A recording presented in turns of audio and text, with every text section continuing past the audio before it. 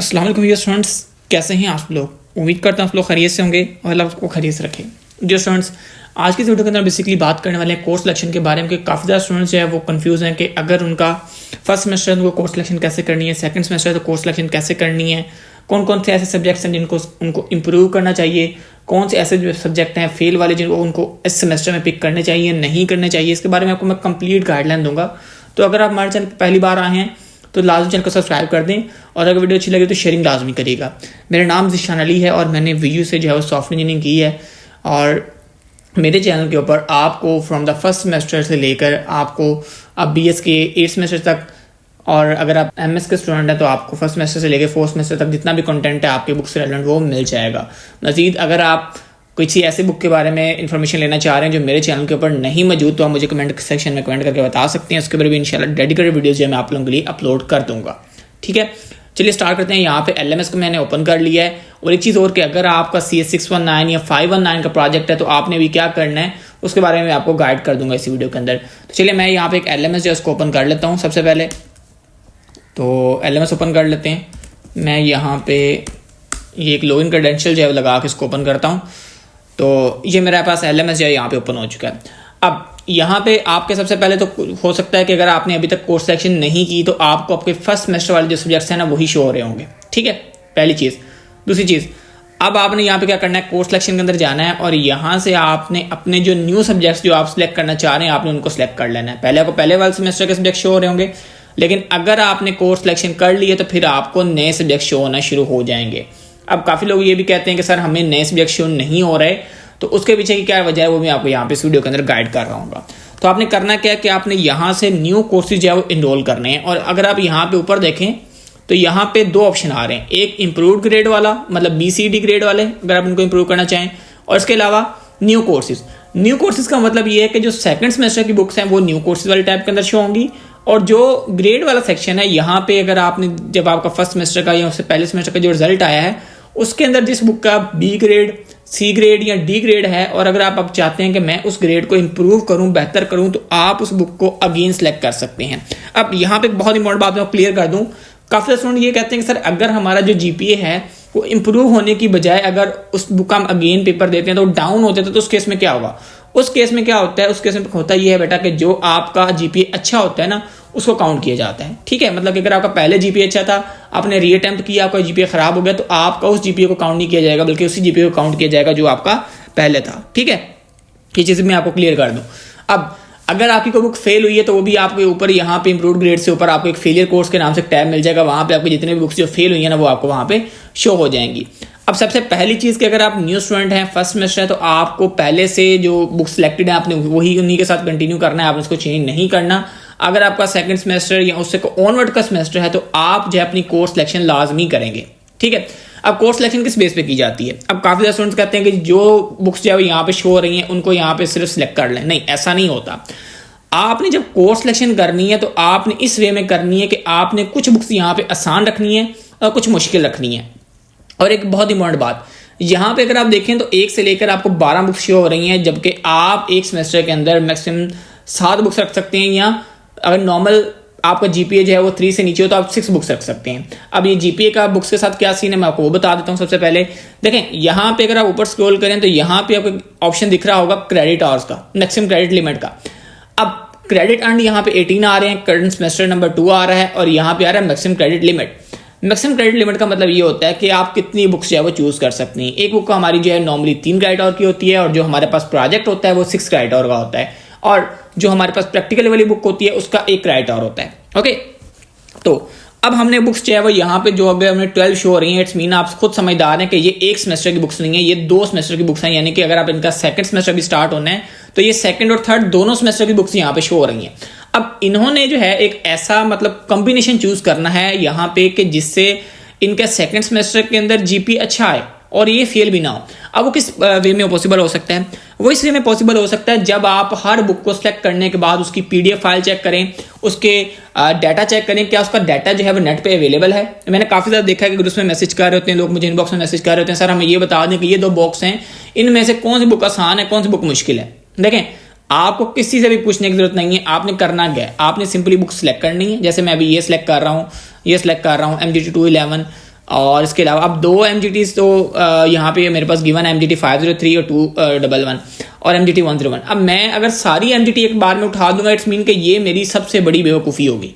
आपने ये बिल्कुल भी नहीं करना। आपने MGT क्योंकि अकाउंटिंग बेस्ड सब्जेक्ट है, थोड़ा सा वैसे ही टफ है, तो अगर आप सारी MGTs को एक ही सेमेस्टर में रख लेंगे तो ये आपके लिए मुश्किल हो जाएगी। मैंने देखें क्या किया है, इंग्लिश सेलेक्ट की MGT 211 मैंने पढ़ी हुई है ये सारी MGT, तो मुझे आइडिया है किसमें क्या है, लेकिन मैं आपको कैसे चेक करना है वो भी आपको तरीका गाइड कर रहा हूँ यहाँ पे। अब PSY 101 इंट्रोडक्शन टू साइकोलॉजी ये मैं यहाँ पे चूज करूंगा और मास कम्युनिकेशन। अब देखते हैं कितनी बुक्स हो गई। अब आपने यहाँ पे अगर ऊपर गौर करें तो यहाँ पे क्रेडिट आवर्स होते हैं, क्रेडिट आवर्स और सेमेस्टर नंबर। अब 3 क्रेडिट आवर और ये 6 हो गए और 2 8 8 और 3 11 और 11 और 3 मेरे पास कितने हो गए यहाँ पे, ये 14। 11 और 3 कितने हो गए 14। अब मेरे पास एक ऑप्शन है कि यहाँ तो मैं एक और बुक सेलेक्ट कर लूँ और यहाँ पे मैं इसको स्किप कर दूँ, लेकिन मैं आपको रिकमेंड करूँगा कि बुक सेलेक्ट करें। अब बुक्स हम लोग यहाँ पे कौन सी सिलेक्ट करेंगे, मैं यहाँ पे सिलेक्ट करूँगा MGT 101, MGT 301 या MGT 503। तो मैं यहाँ पे MGT 301 की तरफ जाऊँगा और यहाँ पे जो है वो इसको सेव सिलेक्शन पे क्लिक कर दूंगा। जैसे ही मैं सेव सिलेक्शन के ऊपर क्लिक करूँगा, यहाँ पे मेरे पास 3 ऑप्शन आएंगे कि आप क्या इस सिलेक्शन को जो आपने की है इसको देखना चाहते हैं, अपडेट करना चाह रहे हैं या आप लोड करना चाह रहे हैं सिलेक्टेड कोर्सेज को। तो मैं कहूँगा अपडेट कर दें मेरी कोर्स सिलेक्शन को, ताकि मुझे ये है यहाँ पे वो बुक्स जो हो जाए जो मैंने सेलेक्ट की हैं। तो ये मेरे पास यहाँ पे शो हो गई हैं। अब जैसे ही आप होम बटन पे क्लिक करेंगे आपको न्यू सब्जेक्ट जो है शो होना शुरू हो जाएंगे। ठीक है, अच्छा अगर इन द केस जैसे अभी यहाँ पे आपको शो नहीं हो रहे तो आपने करना क्या है कि आपने इसको एक बार लॉगआउट करना है अपने LMS को और एक बार इसको आपने दोबारा से लॉगिन कर लेना है। ये वही प्रॉब्लम है जो मैं आपको पहले डिस्कस कर रहा था कि काफ़ी ज़्यादा स्टूडेंट्स को फिर ये प्रॉब्लम आ रही होती है, फिर वो मुझे मैसेज कर रहे होते हैं सर वो हमें तो न्यू वाले कोर्सेज शो नहीं हो रहे। उसकी वजह मैं आपको ये बता रहा था पहले भी कि ये इस वजह से आता है कि आपको इसको लॉग आउट आप करके इसको दोबारा लॉगिन जब करते हैं तो फिर ये आपको यहाँ पे शो होते हैं। तो अब हमने दोबारा से लॉगिन किया, तो अगर आप यहाँ पे देखें तो अब हमारे पास ये न्यू वाली बुक्स जो आपने अभी अभी सिलेक्ट की थी वो यहाँ पे हमें शो होना शुरू हो गई, जैसे कि English 201, MCM 301, MGT 211, MGT 301, PSY 101 और PARC 301। ठीक है, अब अगर आप एक चीज़ नोट करें तो ये वाली बुक्स जो है इसको यहाँ पे देखें, यहाँ पे मैं आपको यहाँ पे शो हो रहा होगा ऑप्शन के मैं यहाँ पे क्लिक नहीं कर सकता, ये क्लिकेबल नहीं है, जबकि ये क्लिकेबल है। अब इसमें और इसमें क्या फ़र्क है, ये क्लिकेबल है ये क्लिकेबल नहीं है। अब इसका क्या चक्कर है ये मैं आपको क्लियर कर दूं पहले। अब ये होता कुछ यूं है कि जब तक VU के लेक्चर स्टार्ट नहीं होते ना, कुछ बुक्स जो हैं उनके ऊपर आपको ये चीज़ देखने को मिलेगी, लेकिन जैसे ही VU के लेक्चर्स जो है वो सेमेस्टर स्टार्ट हो जाएगा, लेक्चर्स आपके आना स्टार्ट हो जाएंगे, ये वाली चीज़ आपकी ऑटोमेटिकली सफेयर हो जाएगी। अब यहाँ पे चीज़ इसलिए दिख रही है कि कुछ बुक्स जो होती हैं उनके अंदर ये चीज़ नहीं होती, कुछ बुक्स के अंदर होती है, तो इस वजह से यहाँ पे आपको देखने को मिल रहा है।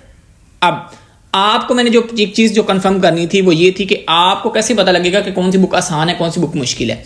तो आपने सबसे पहले मैंने आपको बताया कि आपने यहाँ पे आ जाना है, बुक मतलब किसी भी बुक को आपने चेक करना है। आपने सबसे पहले उसके टाइटल पे क्लिक करना है, टाइटल पे क्लिक करने के बाद आपने नीचे स्क्रॉल करना है और यहाँ पे डाउनलोड फाइल्स के अंदर आ जाना है। ठीक है, यहाँ पे आने के बाद ना आपने इसको यहाँ पे थोड़ा सा जूम कर लेता हूँ मैं, तो यहाँ पे अगर आप देखें तो यहाँ पे लिखा होगा लास्ट अपडेटेड 4/15 और 2016, यानी कि चौथा महीना यानी कि 4th मंथ और 15 डेट है और 2016 के अंदर जो है ये लास्ट टाइम जो अपडेट हुआ है, यानी कि 2016 के अंदर लास्ट टाइम अपडेट हुआ है।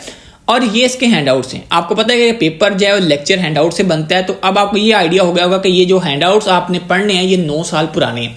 अब आप खुद समझदार हैं कि एक चीज़ जो है वो 9 साल पहले आई है, जाहिर सी बात है उसका मटेरियल भी अवेलेबल होगा, उसके स्टूडेंट्स भी बहुत सारे होंगे जो आपको इस बारे में गाइड कर सकेंगे। लेकिन अगर आप देखें तो कुछ बुक्स ऐसी होंगी जो आप यहाँ पे जहाँ पे देखेंगे ना, तो डाउनलोड फाइल के अंदर वो दिखाया होगा उन्होंने कि ये अभी अभी अपडेट हुई है, थोड़ी देर पहले अपडेट हुई है।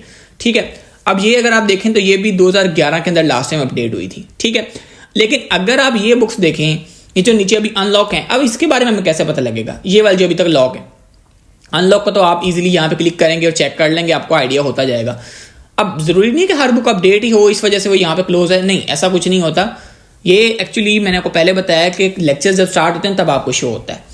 और अब कुछ लोग ये भी परेशान हो रहे हैं सर कि वो ना हो कि जब लेक्चर स्टार्ट हो जाए फिर कोर्स सिलेक्शन क्लोज हो जाए। ऐसा नहीं होगा, कोर्स सिलेक्शन जो 18 डेट तक है, लेकिन आपकी जो क्लासेस हैं वो 18 डेट से पहले शुरू हो जाएंगी, तो आप इस बारे में परेशान ना हो। ठीक है, अभी आपके लिए बेहतर यही है कि आप इन सबको सिलेक्ट करके इनकी डाउनलोड फाइल करके यहाँ पे चेक कर लें, अदरवाइज या गूगल पे जाके भी इनके हैंडआउट्स डाउनलोड करके जो है वो चेक कर सकते हैं। ठीक है, अब आते हैं प्रोजेक्ट वाले बच्चों की तरफ। अगर आपका CS 619 का प्रोजेक्ट है, 519 का प्रोजेक्ट है, तो आपने बेटा सिर्फ जो है यहाँ पे बुक सेलेक्ट कर लेनी है। कोर्स सिलेक्शन के अंदर चले जाएं आपने और यहाँ पे आपने सिर्फ अभी तो बुक सेलेक्ट करनी है। यहाँ पे जैसे 3 क्राइटेरिया लिखा हुआ है, तो प्रोजेक्ट वाले के अंदर आपको 6 क्राइटेरिया लिखा हुआ मिलेगा। अब 6 क्राइटेरिया किस तरह होते हैं कि 3 क्राइटेरिया आपके एक सेमेस्टर में होते हैं, यानी कि अगर आप BS के स्टूडेंट हैं तो 7th में 3 होंगे और 3 आपके 8th में जाएंगे। अगर आप MS के स्टूडेंट हैं, मतलब मास्टर के स्टूडेंट है, तो फिर आपके साथ क्या होगा कि आपके 3rd सेमेस्टर में जो शुरू हो जाएंगे। ठीक है, कि 3rd सेमेस्टर में 3 और इस तरह 4th सेमेस्टर में 3। अब मेरे ख्याल से आपको चीज़ें समझ आ गई होंगी। अब बहुत सारे स्टूडेंट ये कह रहे हैं कि सर जी हमारी जो प्रोजेक्ट लिस्ट है वो कब आएगी और इस तरह के बारे में। तो उसके ऊपर पहली बात है कि बेटा मैं बाकायदा एक सेपरेट वीडियो बना दूंगा जब भी कोर्स सिलेक्शन ओपन होगी। उसके बाद कोर्स सिलेक्शन क्लोज होने के बाद जैसी आपकी प्रोजेक्ट लिस्ट आएगी मैं उसके ऊपर एक वीडियो डेडिकेटेड बना दूंगा आपके लिए। लेकिन अभी के लिए जस्ट आप ये करें कि आप अपनी प्रोजेक्ट वाली बुक जो है बस उसको सिलेक्ट कर लें, ताकि जब लिस्ट आए तो आपको वो शो हो जाए, बाकायदा अनाउंसमेंट आपको शो हो जाएगी। अच्छा, अब एक चीज़ है वीडियो ने यहाँ पे अपडेट की है जो कि पिछले बार या पिछले सेमेस्टर्स में नहीं थी, वो है पेस्ट टिकट, कि आप यहाँ पे टिकट पेस्ट कर सकते हैं। तो यहाँ पे अगर आप पोस्ट टिकट पे क्लिक करें तो यहाँ पे आप टिकट पोस्ट कर सकते हैं। टिकट का मतलब क्या होता है कि आपको अगर कोई क्यूरी है कोर्स सिलेक्शन के अकॉर्डिंग तो आप वीडियो को यहाँ पे सबमिट कर सकते हैं लिख के, और वीडियो जो है आपको खुद इसका आंसर करेगी आपकी क्यूरी का। ठीक है, आपको क्रेडिट लिमिट्स का पता लग गया, क्रेडिट लिमिट्स क्या होती है। और अगर आपका GPA जो है वो पिछले सेमेस्टर के अंदर बेटा 3 से ऊपर हुआ होगा तो आपका ये जो क्रेडिट लिमिट है ये ऑटोमेटिकली यहाँ से 18 की बजाय ये 21 तक तकरीबन हो चुका होगा। ठीक है, ये यहाँ पे शो करता है कि आपका जो GPA है वो 3 से नीचे है, इसलिए यहाँ पे ये 17 क्रेडिट लिमिट आपको शो हो रही है। अगर आप फर्स्ट सेमेस्टर के स्टूडेंट हैं तो आपको 18 शो हो रही होगी, और वो इस वजह से क्योंकि फर्स्ट सेमेस्टर में आपको 18 तक ही अलाउ होता है, क्योंकि फर्स्ट सेमेस्टर में तो आपने जाहिर सी बात है कोई पेपर नहीं दिया होता, और सेकंड सेमेस्टर में आपको GPA की बेस के ऊपर यहाँ पे ये शफलिंग की जा रही होती है। होप्स हो कि आपको हर एक चीज़ की समझ आएगी। फिर भी कोई में क्यूरी हो, कोई डाउट हो मुझसे पूछ सकते हैं। मिलते हैं इंशाल्लाह अगले वीडियो के अंदर, तब तक के लिए इजाज़त दीजिए जी। अल्लाह हाफिज़ और अस्सलाम वालेकुम।